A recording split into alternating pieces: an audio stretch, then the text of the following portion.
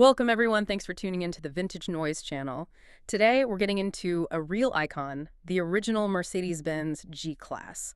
Specifically, we're focusing on the first generation, the W460, which ran from 1979 all the way up to 1991. Yeah, and our goal here is really to strip away, the modern Hollywood image and get back to its roots. This thing started life as the pure G-Wagen, the terrain car, utilitarian tough. That's the DNA we're exploring. Absolutely. And its origin story is, well, it's pure military need, isn't it? Not some marketing department idea. Exactly. The whole concept back in the early 70s apparently came from a suggestion by the Shah of Iran, Mohammad Reza Pahlavi. Who was a major Daimler-Benz shareholder at the time. Right, that's the connection. He needed a serious fleet of all-terrain vehicles for his military. Simple as that. And that request, it basically sparked the whole G-Wagen project. Incredible. One powerful request leading to this automotive legend. So, okay, let's unpack the car itself. If ruggedness was the goal, what were the fundamental bits of that W460? Well, it all started formally in 1972, a joint agreement between Daimler-Benz in Germany and Steyr-Daimler-Puch over in Austria. So a partnership from the get-go. How did they split the work? Daimler-Benz handled the heavy lifting on engineering the design, the development, and crucially the testing. Steyr-Daimler-Puch, based in Graz, they set up and ran the actual production line. And production kicked off in Graz in '79? Yep, 1979. And those early ones, they were pretty much hand-built. The guiding principle was just absolute toughness. So body-on-frame construction, naturally. Oh, absolutely. Essential for serious off-road work. But the real technical party piece, the thing that defined it. Ah, you're talking about the differentials. Exactly. 3 of them. Yeah. 3 fully locking differentials, front, center, and rear. Which was, and frankly still is, incredibly rare on a passenger vehicle. Can you maybe quickly explain for listeners why that's such a big deal for off-roading? Sure. So a normal differential lets your wheels spin at different speeds, like when you turn a corner. But off-road, if one wheel loses grip, say, it's in mud or air, it just spins uselessly. A locking differential forces both wheels on that axle to turn at the exact same speed. So even if one wheel has 0 traction, the other one keeps pulling. And having 3 locks means? It means you could, theoretically, drive to just one wheel if that was the only one with any grip at all. It's just the ultimate mechanical traction solution. Putting that kind of hardcore tech into something road legal back in '79?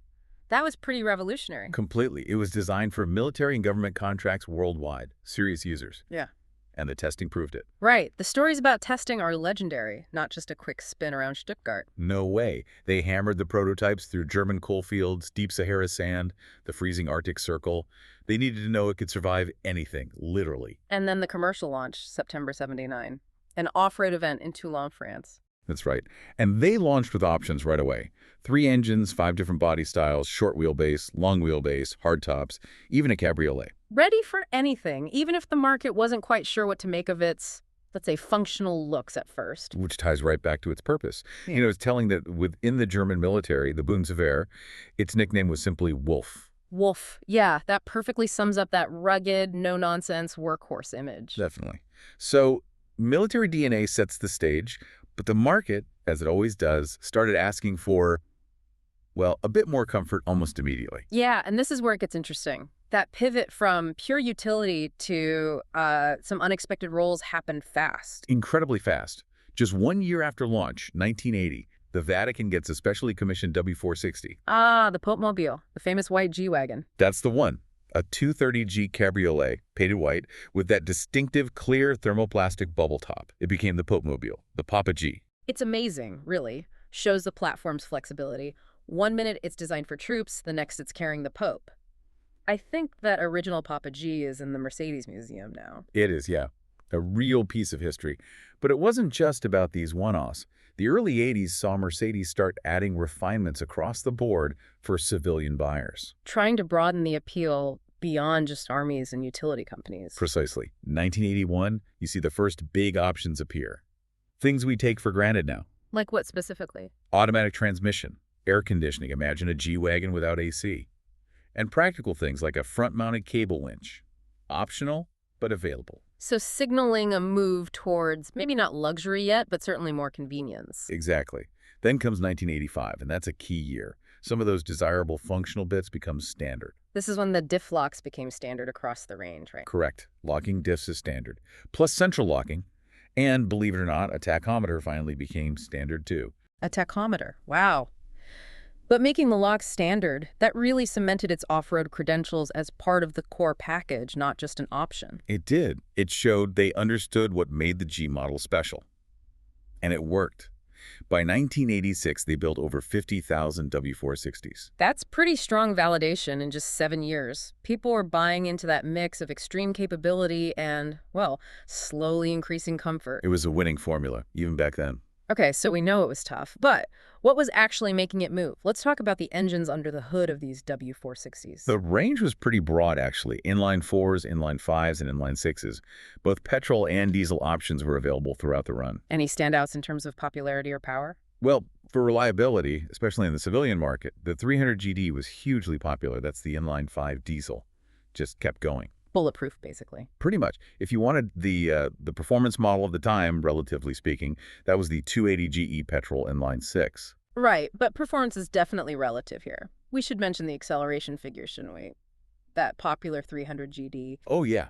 We're talking 0 to 62 miles per hour or 100 kilometers per hour in about 27 seconds. 27 seconds. It really puts things in perspective compared to today's AMG G-Wagons, doesn't it? It absolutely does. Speed was clearly not the priority. Yeah. Capability was everything. And sticking with engines, there's a really interesting omission for the W460 era, isn't there? Regarding diesels. Yes, a crucial point. Mercedes had turbo diesel engines in their passenger cars at the time. Think of the sedans. But none ever went into the W460. Not a single one. During its entire production life, the W460 G-Class never got a factory turbo diesel, only naturally aspirated diesels. Why do you think that was? Seems like a missed opportunity, maybe. I suspect it came down to simplicity and ultimate reliability in harsh conditions. Turbos add complexity, more heat, more parts to potentially fail. Especially if you're thinking about military use in remote areas with questionable fuel quality. Exactly. That naturally aspirated inline 5 just offered known, dependable, rugged service. They likely prioritized that over extra power. Makes sense. But the engine choices also led to some weird market-specific versions driven purely by things like taxes. Oh, absolutely. The classic example is the 200 GE. Built specifically for Italy, right? Precisely. Italy had, and still has in some ways, heavy taxes on engines over 2.0 liters displacement. So Mercedes created the 200 GE using a smaller petrol engine purely to make it more affordable from a tax perspective in that one market. Amazing how tax regulations can directly shape car production. Just create a whole new engine variant for one country. It happens more often than you'd think. And speaking of specific markets, the U.S. market is another interesting story for the W460. Because Mercedes never officially sold it here during the W460's run. That's correct. Officially, no W460 G-Wagons were imported or sold through Mercedes-Benz dealerships in the United States. Why not? Did they think Americans wouldn't buy it? The thinking at the time, apparently, was that it was just too utilitarian. Too rough, maybe too slow and noisy for the American luxury market they were cultivating with their sedans and coupes in the 80s. So any G-Wagons you might have seen in the U.S. back then were Gray imports. Brought in by independent specialists, these companies had to go through the whole costly process of federalizing them, modifying lights, emissions equipment, bumpers, everything needed to meet U.S. regulations. a difficult and expensive process, I imagine. Very. And it got much harder after 1988 when the Motor Vehicle Safety Compliance Act really clamped down on gray imports, making it almost impossible for individuals or small companies to bring in non-U.S. spec cars like the W460. So that effectively killed off even the niche market for the W460 in the U.S. Pretty much. Real U.S. exposure had to wait for the later W463 model, which was officially imported much later. Okay, so it was primarily a European and global vehicle first. Let's talk about that global reach, because it wasn't always badged as Mercedes-Benz, was it? Tell us about the Puch G. Right. The Puch connection is fundamental. Because Steyr-Daimler-Puch built the vehicle in Austria, in certain markets it was actually sold and badged as a Puch G. Which markets were those? Primarily Austria itself, Switzerland, Yugoslavia, and some of the Eastern European Comecon countries. Was that just badge engineering, or was there a reason behind it? Oh, there was a strong reason. Puch had a massive reputation in those areas for incredibly capable off-road vehicles, already things like the Haflinger and the Pinzgauer. Real legends. Ah, so leveraging the existing Puch brand recognition for extreme terrain vehicles. Exactly. In those markets, the Puch name arguably meant more in terms of rugged, go-anywhere ability than the Mercedes Star did at the time, especially for a utility vehicle. And they really committed to it. Didn't the Popemobile used in Austria wear Puch badges? It did. The one for Pope John Paul II's 1983 visit to Austria was badged as a Puch G, not a Mercedes, reflecting the local branding strategy. Fascinating detail. It really is. And the G-Wagen DNA also spread through licensed production deals, didn't it? Like the French connection. Yes, the Peugeot P4. This was assembled in France, starting around 1981, specifically for the French army. Okay, so it looks very much like a W460 G-Wagen, but it's a Peugeot. How can you tell them apart? A couple of key ways. Visually, the easiest tell is the headlights. The Peugeot P4 used rectangular headlights, while the Mercedes-Benz W460 always had round ones. Okay, rectangular lights mean French army version. What about mechanically? That's the bigger difference. Peugeot used its own French-made engine and transmission. And crucially, they also often use their own axles. And what did that mean for capability? It meant that the front differential lock, one of those 3 key locks we talked about that define the W460's ultimate ability, was often omitted on the Peugeot P4. No way. They took out one of the signature features. Seems so. Likely for cost reasons, or perhaps integration with their existing parts supply. So while it looked the part, the P4 often lacked that final degree of ultimate off-road traction compared to its German-Austrian cousin. That's a huge detail. A G-Wagen look-alike, but potentially missing a core piece of its magic. Fascinating. So for collectors today, what are the real holy grails from the W460 generation? It's not about speed. No, definitely not speed. It's about rarity, often tied to those market quirks we discussed. You're looking for things like that Italian tax special, the 200 GE Cabriolet. How many of those were made? Reportedly only 64 units. 64. That's incredibly rare. True collector territory. Wow. Or I suppose you could look for the very early tuner cars. Were there any AMGs or Brabus versions back then? There were, but very few. The tuner scene for the W460 was tiny compared to later generations. But yes, a handful of, say, 280 GEs received AMG engine upgrades, or maybe a 230 GE got a larger 2.6-liter engine from Brabus. Highly modified, often bespoke, and extremely rare finds today. So wrapping up the W460 era, which officially ended production in 1991, it really set the template, didn't it?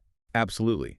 It established that core identity, uncompromising toughness, military roots, incredible off-road capability. It started basic, evolved to add necessary comforts, and paved the way for the more refined W463 that followed it. What really stands out looking back is the integrity of that original concept, even with those, let's be honest, modest engines by today's standards. That 27 seconds 0 to 60 time, yeah. It still possessed that fundamental DNA. Body on frame, solid axles, and those 3 locking differentials. That was the magic. The priority was always conquering the terrain, not winning drag races. That's the W460's legacy. So when you boil it all down, the G-Class legend wasn't initially built on horsepower or luxury amenities or celebrity owners.